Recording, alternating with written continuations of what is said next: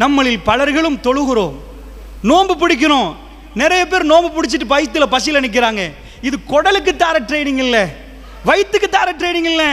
சில பேர் அப்படி நினைக்கிறாங்க, பசியில் நின்றுட்டோம், இன்னைக்கு மகரிப் தொழுந்துட்டோம், சரி இப்போ சார் இது பண்ணுவோம், இஃப்தார செய்வோம். குடலுக்கு ட்ரைனிங் தரணும்னா அல்லாஹ் இப்படி தர மாட்டான். இது எங்க கல்புக்கு தர்ற ட்ரைனிங். இரவுல நின்று தொழுகிறோமா, நாங்க எக்ஸசைஸ் பண்ணல, ஏதோ உளுந்து எலும்பல்ல, எங்க கல்புக்கு தருகிற ட்ரைனிங். இந்த ட்ரைனிங்கை நாம் பெற்றால் எங்களிடம் இருந்த கோபம் குறைந்திருக்கும், எங்கள்கிட்ட மன்னிக்கும் தன்மை கூடி இருக்கும், சந்தி சந்தியாக நின்று மற்றவர்களை பேசுகிற தன்மை இல்லாமல் போயிருக்கும், அடக்கம் நம்மிடம் வந்திருக்கும், ஒழுக்கம் நம்மிடம் வந்திருக்கும். கல்புக்கு இல்லையா, உடம்புக்கு எடுத்துக்கொண்டவர்களுக்கு எந்த மாற்றம் வராது. கொஞ்சம் ஒன்றா மெலிஞ்சு போய் நிற்பாரு, இல்லைன்னா கார்ட்போர்ட் மாதிரி ஒரு மாதிரி இருப்பாரு, இல்லை பசிக்குது பாண்டுவாரு. கல்பு மாறி இருந்தால் இந்த 10 நாட்கள் பாருங்க, லாஸ்ட் 10, அந்த 10 நாள் தான் ரொம்ப ரமலான்ல நோன்பு பிடிச்சவங்களுக்கு இந்த கடைசி 10 தான் ரொம்ப தீவிரமாக நன்மை செய்கிறமா காலம். ஆக வீக்கானத்துக்கு பிறகு இந்த 10 நாம் நன்மை செய்கிறோம்னா என்ன அர்த்தம், இங்கே கல்பு எலும்பினா மட்டும்தான் செய்யலாம். ஏன்னா நாங்கள் ஆல்மோஸ்ட் இப்போ ரொம்ப வீக் ஆகிட்டோம், நோன்பு பிடித்து பிடித்து வீக் ஆகிருக்கிறோம். இந்த டைம்ல கடைசி 10 இன்னும் இரவை விழிக்க போகிறோம் என்றால் நாம் ரொம்ப பலகீனப்பட்ட நேரத்தில் எங்க கல்பு எலும்புது, இறைவனோட பேசணும் என்று துடிக்குது என்றால் எங்க கல்புக்கு நடத்துகிற ட்ரீட்மெண்ட்டுக்கு தான் 1 மாசமா அல்லாஹ் தக்வாவுடைய பாடத்தை நடத்துறான். அல்லாஹ்வுடைய நல்லடியார்கள். அதனால் இந்த மெயின் பாயிண்ட்டை நான் உங்களுக்கு சொல்லணும். ஃபர்ஸ்ட் விஷயம், இந்த பாடம் நம்முடைய உடம்புக்கல்ல, கல்புக்கு. ஏன் ஆதம் நபியுடைய பிரச்சனையில் ஆதம் நபி தோத்த இடம் கல்பு. அல்லாஹ்வுடைய நல்லடியார்கள். அப்படி என்றால் இந்த கல்புக்கு நடத்தப்படுற பாடத்தை நான் முதல்ல உங்களுக்கு ரொம்ப சுருக்கமாக புரிய வைத்தால், எங்களுக்குள்ள வாழ்க்கையில் எல்லாத்தையும் நீங்கள் எடுத்துக்கோங்க. எது நோவுதுன்னு பாருங்க பார்ப்போம்.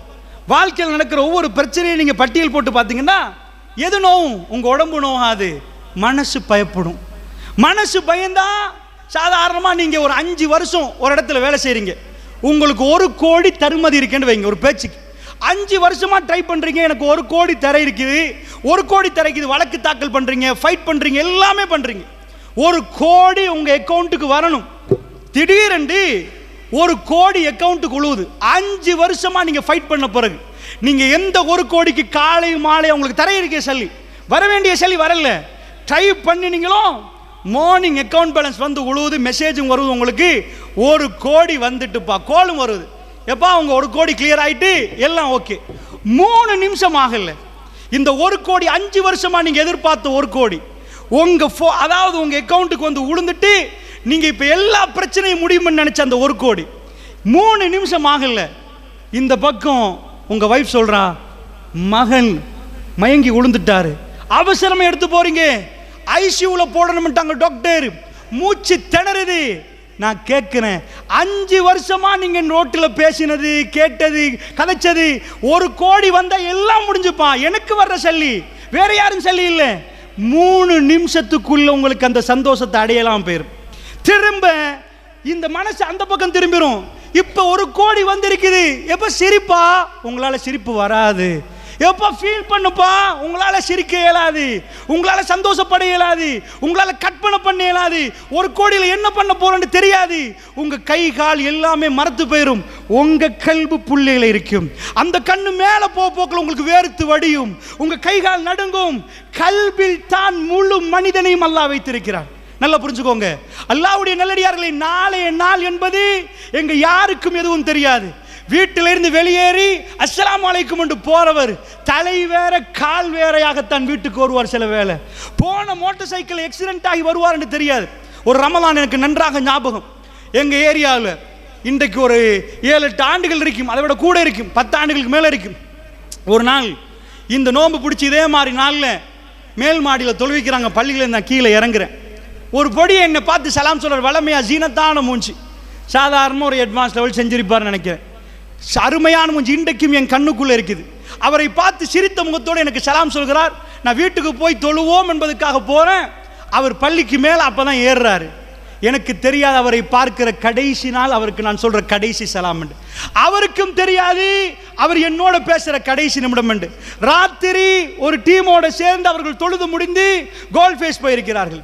கோல் ஃபேஸ் போய் வருகிற வழியில் அவர்களோட வந்த மோட்டார் சைக்கிள் எல்லாம் தாண்டிட்டு வர்ற வழியில் வேகமாக வந்து ஒரு பென்ட்ல ஸ்கிட் ஆகி இவரும் இவருக்கு முன்னாடி இருந்தவரும் ஆக்சிடென்ட் ஆகிறாங்க. ஆக்சிடென்ட் ஆனால் அதில் ஒருவர் அப்பவே மௌத்தாகிட்டார். அவர் வந்து அவருடைய புல்லை கிடைக்கிறது, அந்த புல்லை வாப்பா முகத்தை பார்க்கல, தலை வேறையாக மௌத்தாகிட்டார். நான் சுபவுக்காக வேண்டி அடுத்த நாள் சகரை செஞ்சு போட்டு பள்ளிவாசலுக்கு போல கூட்டமாக நிற்கிறாங்க. ஆக்சிடென்ட்டை பற்றி பேசுகிறாங்க. அசான் சொல்லப்படுகிறது. அந்த நேரத்தில் மெசேஜ் வருவது, அவரும் மௌத்தாகிட்டார். நேற்று இரவு சலாம் சொல்கிற நேரம் இந்த பூமியை விட்டு இவர் போவார் என்று எனக்கு தெரியாது, அவருக்கும் தெரியாது. அல்லாஹ்வுடைய நல்லடியார்களே, நாளை நாள் என்பது, அடுத்த நிமிடம் என்பது எங்களுக்கு என்னவென்றே தெரியாது. அல்லாஹ் என்ன பழக்கிறான் குர்ஆனில், நீ உன் அறிவால 100 வருஷத்துக்கு கணக்கு போடலாம், உன் ஆற்றலால 1000 வருடத்துக்கு உலகத்தை இப்படி நிர்வகிக்கலாம். ஆனால் அடுத்த நிமிடம் நடப்பது என்னென்று தெரியாவிட்டால் அல்லாஹ்விடம் அத்தனையும் பொறுப்பு சாட்டுவது எப்படி என்று அல்லாஹ் பழக்கிறான். தவக்கல் அல்லாஹ் பழக்கிறான். தக்வாண்டா என்னென்று அல்லாஹ் பழக்கிறான். அல்லாஹ்விடம் எப்படி பொறுப்பு, இதுதான் முழு பாடமும். குர்ஆன் நமக்கு தருகிற பாடம் என்ன தெரியுமா? திரும்ப திரும்ப திரும்ப அல்லாஹ் ஜல்ல ஷானுஹு வ தஆலா நமக்கு சொல்லித் தருகிற பாடம், இந்த கல்பு துடித்தால் உன் உடம்பு சீவன் இல்லாமலேயே போயிரும். உன் கண்ணு தெரியாம போயிரும். கல்பு வேதனைப்பட்டா, கல்பு பயத்தில் நடுங்கினா ஒண்ணுமே தெரியாம போயிரும். இந்த கல்பை ஸ்ட்ரெங்க் படுத்த உலகத்தில் எங்கேயாவது ஒரு பல்கலைக்கழகம் இருக்குதான்னு கேட்டா அதுல தான் அம்புட்டு பேரும் தோத்து போனாங்க. உலகத்தில் கல்பை சரி செய்வதற்கு எங்கேயுமே ஒரு இடம் இல்லை. அதனால தான் அவங்க போதை மதுவஸ்தை தேர்ந்தெடுத்தாங்க. மறப்போம். ஒரு குடிக்கிறவன்ட்ட போய் கேட்டு பார்த்தேன், ஏப்பா அவ்வளோ டேஸ்டா குடிக்கிறது, பச்சை கசப்பன்பான். ஏண்டா குடிக்கிற, குடிச்சு முடிய போதை ஏறுமன்பான். அந்த போதை ஏறினா மறந்துடுமென்றான்.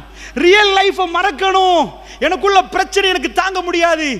ரசூலுல்லாஹ் சொன்னாங்க, இன்ன ஃபில் ஜஸதி முல்கா, உடம்புக்குள் ஒரு சதை துண்டு இருக்குதுன்றாங்க ரசூலுல்லாஹ். இந்த சதை துண்டு தான் உடம்பை ஆட்டி படைக்கும்ன்றாங்க ரசூலுல்லாஹ். ரசூல் ஸல்லல்லாஹு அலைஹி வஸல்லம் சொன்னாங்க, கல்பன்றாங்க, அலா வஹியல் கல்பன்றாங்க, அது கல்பன்றாங்க. இந்த கல்பு பயப்படாம இருக்கிறதுக்கான மந்திரம் எங்க இருக்குது? இந்த கல்பு கவலைப்படாம இருக்கிறதுக்கான மந்திரம் எங்க இருக்குது?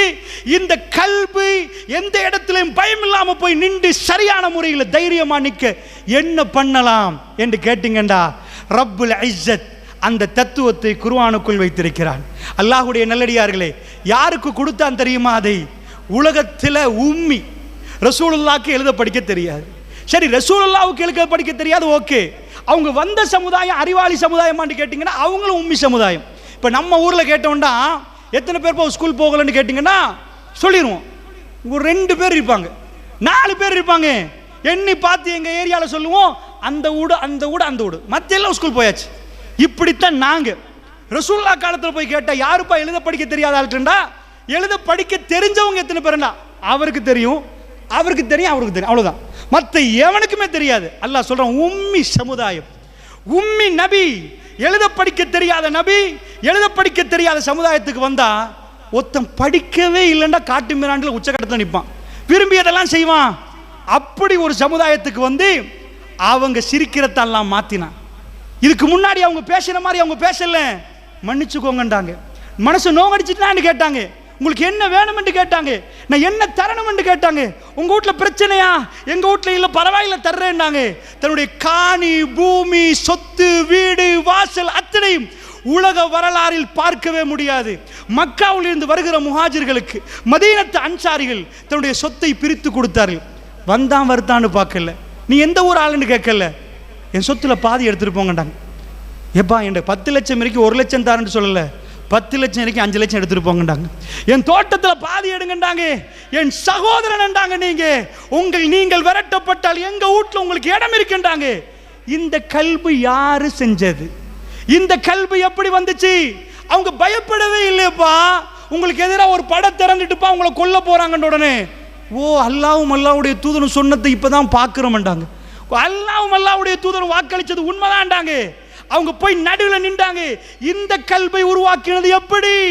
அவங்க கையில ஜனாசாவை கொடுக்கிற நேரம், குழந்தை கையில மௌத்தாகிற நேரம், கண்ணால 2 வடியும், அதனோட ரப்பே நீ சரியாகத்தான் தந்தாய், சரியாக எடுத்து விட்டாய் என்று தைரியமாக நின்றார்கள். எப்படி அவர்களால் முடிந்தது? அல்லாஹ்வுடைய நல்லடியார்களே, எப்படி முடிந்தது? உலக விஷயத்துக்கு அவர்கள் அளவில்லை.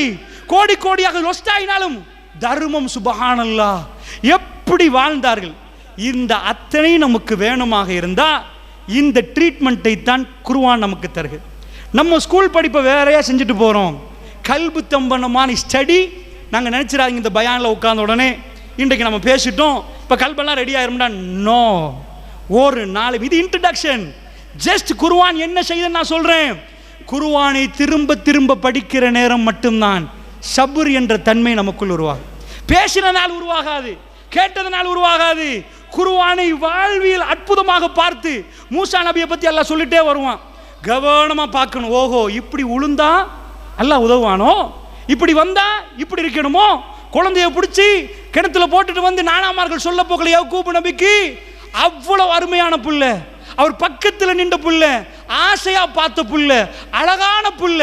செல்லமா உங்க மகன் உங்கள்கிட்ட ஒரு நாள் வந்து வாப்பா வாப்பா அபி வந்து சொல்றாரு, சின்னவர் நான் ஒரு கனவு கண்டேன் வாப்பா, இப்படி ஒரு கனவு கண்டேன்னு சொன்னா அந்த புள்ள உங்கள்கிட்ட கனவு சொல்ற புள்ளையா நின்றா, உங்க மேல கொத்தி கொண்டா, அந்த புள்ள உங்களுக்கு மறக்குமா?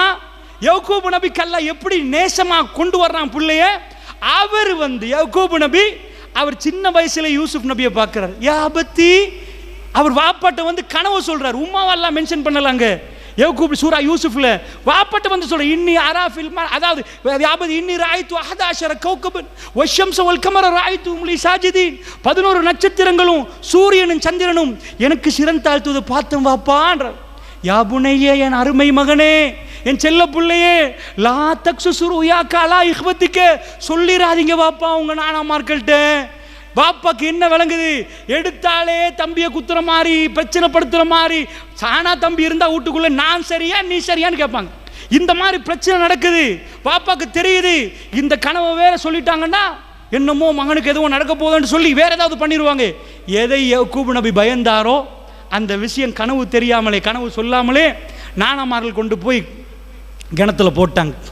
கிணத்துல போட்டா இப்ப எப்படி பொறுமையா நிக்கிறது? ஒரு நபி கொண்டு வந்து காட்டுறாங்க சட்டைய, போலியான ரத்தத்தை போட்டுட்டு உங்க மகனை ஓனாய் சாப்பிட்டுட்டு பல்லாரண்டு அறையில் பிள்ளைகளுக்கு. அவருக்கு தெரியும் அவர் புள்ள மவுத்து இல்லைண்டு. எப்படி தெரியும்? அந்த கனவை சொல்லுது மகன் மவுத்து இல்லைண்டு. ஒரு நாள் வரும் 11 பேரும் வாப்பாவும் உம்மாவும் வச்சு இவர் சிம்மாசனத்தில் உட்காருவார். அவ்வளோ பேர் அவங்களுக்கு பணிவாங்க. அதுதான் அந்த கனவுடைய விளக்கம். அது தெரியும் யாக்கூப் நபிக்கு. அவர் சொன்ன வார்த்தை ஃபஸபருன் ஜமீல், அழகான பொறுமையை நான் கடைப்பிடிக்கிறேன்டாரு. அல்லாஹ் குர்ஆன்ல என்ன பாடம் படிச்சு தர்றான்?